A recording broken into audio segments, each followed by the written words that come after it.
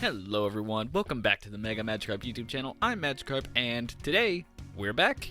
It's been a little bit since the last upload, but not to fear, we're back. I'm going to be doing this full time, and we're going to see a lot more content on the channel during these coming weeks and months. Before we get into it, super quick reminder, if you enjoy the video and you want to see more like it, it would be fantastic if you could hit the subscribe button to make sure the channel reaches its first milestone of 1,000 subs. It'll be the first major stepping stone to making these YouTube videos for you guys for the future. So anyway, let's get into the build we're going over today, and I want to say this is the personal build that I'm using for Season of the Hunt PvE, and if you want to emulate it and tweak it for yourself, it's technically subclass neutral and works on almost any subclass. We'll get into almost in a sec. And it's basically just a very all-in grenades and Warmind Cell builds. And Warmind Cells, the little orange spheres you'll see on the battlefield and fire teams if you're not familiar with them, what they do is, if you had a mod on any of your armor and a weapon that supports them, and you get a final blow with the weapon, you'll have a chance to create these Warmind Cells. And they have various effects based on the mod slotted.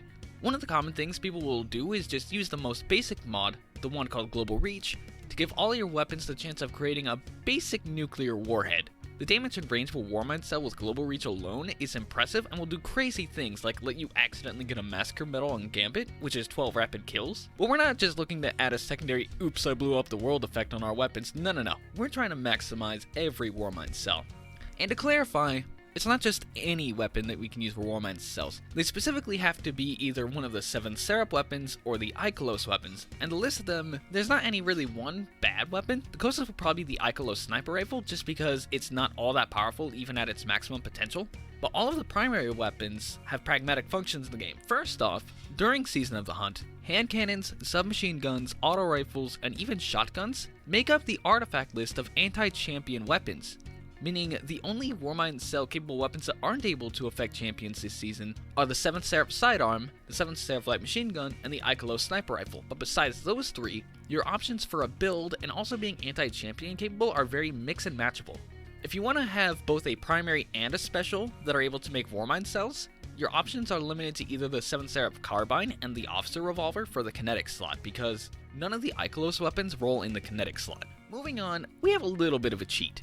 Saying only certain weapons can create Warmind Cells, it's a bit of a misnomer, because one of the strongest things we can do with this build is run it under the Code of the Siegebreaker Bottom Tree Hammer Titan class, which, when we combine with the Warmind Cell mod Wrath of Rasputin, we can make Warmind Cells off of any solar explosion. So suddenly, our hammers are making nukes, our Xenophage, if you want to go that way, can make Warmind Cells.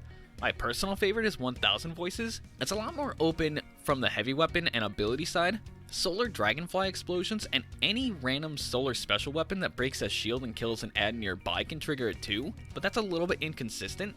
Yotun is probably the best option if you wanted to go with a special weapon that can consistently make it besides one of the Ikelos weapons. But for this, we're going to be sticking with the Solar subclass. This build is still very possible to run on any Titan subclass. It's going to be just fine on Arc or Void Titan, but it's most potent on Solar, with Stasis just a little bit behind just due to the ability regeneration that it can do. Void taking up a very close with Stasis, and Dead Last is Arc Titan, especially Code of the Earthshaker, the top 3 Arc Titan, and the reason I rank it so low is the exotic armor I'm running with this build, and that is the Destiny 1 classic, the Armamentarium. Armamentarium, really simple exotic, you get an extra grenade.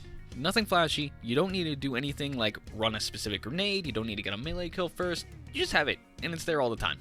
That's why Code of the Earthshaker is so low for me, since it already gets 2 grenades, and it does not stack with Armamentarium. But aside from that, you can use whatever Titan you want for this build. I'm going to be showcasing Siegebreaker for this. For everything to really work well, there's 3 mods I consider to be indispensable. Wrath of Rasputin makes solar explosions make Warmind Cells, Global Reach makes our Warmind Cells have, frankly, utterly ridiculous range, and Rage of the Warmind adds additional solar damage to our Warmind Cells. So not only are they going to be buffed under Solar Singe or other similar buffs, they'll most importantly have the ability to chain together. So imagine this. You're going through the opening of a strike, let's say the new Glassway strike, and there's a bunch of fallen up front of you, and you know there are more of them about 30 meters away. You detonate a Warmind Cell, kill not only everything in the immediate vicinity, but also those ads 30 meters away, and you'll get the possibility of one of those faraway ads making another Warmind Cell, meaning that you can keep the chain going. One of the secondary mods I would consider to be not imperative, but definitely good to have, I would consider to be the Fireteam Medic mod. Giving a detonation of Warmind Cells to heal you and also your teammates I mean, a Warmind Cell can sometimes be a panic I need healing button, let you channel your inner Genji. All of these mods have been on solar armors, except for Global Reach, which is element neutral. And I will say, 2 other mods that are solar, I have been rather unimpressed with. Light of Fire, despite of the name being similar to a favorite Eurobeat song of mine, I'm not a fan of this perk. Rapid kills with a Warmind Cell generate an orb of power. That's not really the kind of effect that I'm willing to pay 4 energy for. It's a lot of energy on the armor slot just to not really do a lot, especially since getting all of those kills will net you a ton of super anyway. Burning cells, Warmind Cell explosion causes burn damage. The only niche case I could see for this is one to apply a burn while you heal to keep the enemy shield from recharging, but even then, the damage is so pitifully low that I wouldn't even really bother with the amount of energy that this takes to apply. One last mod I can actually highly recommend is actually a Void armor mod, Grasp of the Warmind, where you can pick up and throw Warmind cells. You can only do it once per cell. The one issue with Warmind cells you can run into, aside from them falling into the abyss, or enemies getting in the way of the cell itself, is sometimes you'll kill the last enemy in an encounter for a cell to only then show up. Grasp of the Warmind kind of mitigates that. You can bring your own bomb to the party and start the next encounter with what I would say is a bang, but I'm pretty sure you need a stronger word to convey exactly what these ridiculous bombs do. On a non-Warmind perks and stats, one of the biggest reasons to go with Code of the Siegebreaker is its passive healing, damage bonuses, and most importantly, ability recharge. Each kill with an ability on this subclass makes sunspots, and all of our abilities can make Warmind cells, even the melee ability, which makes a solar explosion on impact. And while we're in a sunspot, all of our abilities cool down a lot faster. A grenade comes back in roughly about 12 seconds when we're in a sunspot with tier 8 discipline, and we have 2 of them. So we can cycle our 2 grenades and our melee while waiting for our Warmind cells to give us the fiery finish. Like I said, tier 8 discipline at the very minimum is what I recommend doing this. You can go higher, but getting grenades back quickly is one of the strongest things you can do with this loadout. Melee and intellect are fine to invest in, but both come a little more naturally than the grenades with how often they'll be employed.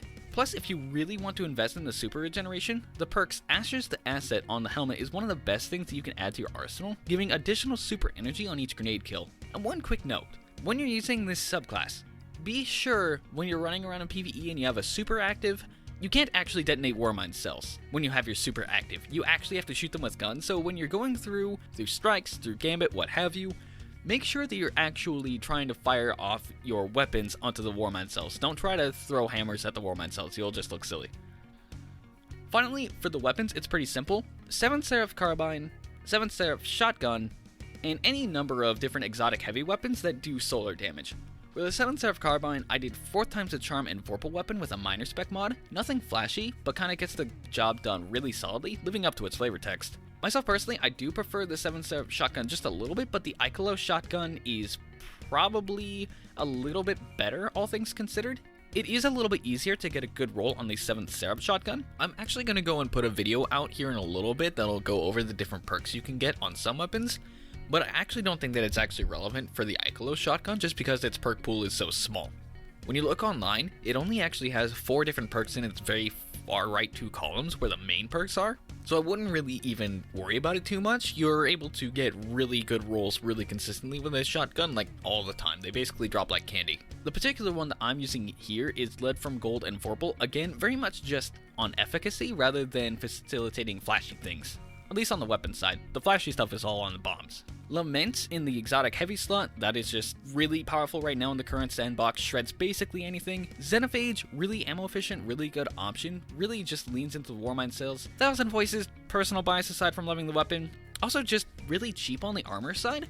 If you look at the fusion rifle perks on any armor, it only ever takes 2 for fusion rifles versus 3 for LMGs or whatnot, and the last exotic I would actually consider, Tractor Cannon. It may look a little bit out of place here, but remember, I specifically have a shotgun, and a Lead from Gold one at that, in the special slot that comes with the fact that shotguns can be anti-unstoppable this season. Tractor Cannon is shutting down an unstoppable mob, and switching to a presumably ammo-full Vorpal shotgun is a really good synergy to have.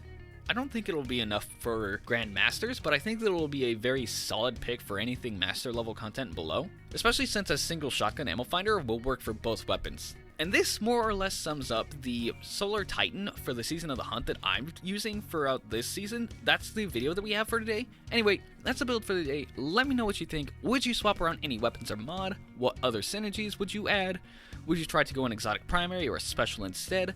Let me know what you think, and I'll see you on the next one. Thanks for watching the video. If you enjoyed it, be sure to hit the subscribe button down below and ring the bell for notifications on new videos. And if you want to see more, be sure to click on the videos on screen, and if you really want to help me out, consider joining me on my Patreon.